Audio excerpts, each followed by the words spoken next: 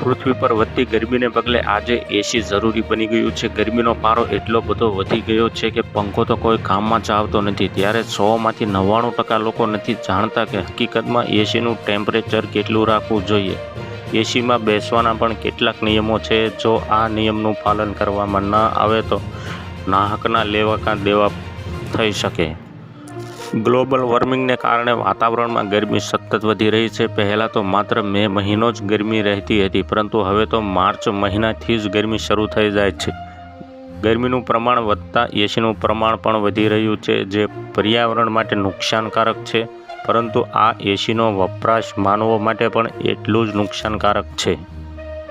ત્યારે એર કન્ડિશનનો ઉપયોગ કેટલો અને ક્યારે કરવો જોઈએ તે વિશે અમદાવાદના સાયન્સ સિટીમાં science popularization general manager doctor Vrajesh પરીખે મહત્ત્વની માહિતી આપી। એસીનું ટેમ્પરેચર 24થી 28 ડિગ્રી રાખવું હિતાવહ છે, કારણ કે તેનાથી ઓછું ટેમ્પરેચર રાખશો તો બહાર વધુ ગરમી ફેંકાશે, જે પર્યાવરણ માટે નુકસાનકારક છે। -ડિગ્રીમાંથી ગરમીવાળી જગ્યાઓ પર જાઓ તો તેનાથી વિપરીત અસર થઈ શકે છે। આવામાં હીટ સ્ટ્રોક થવાની શક્યતા પણ વધી જાય છે।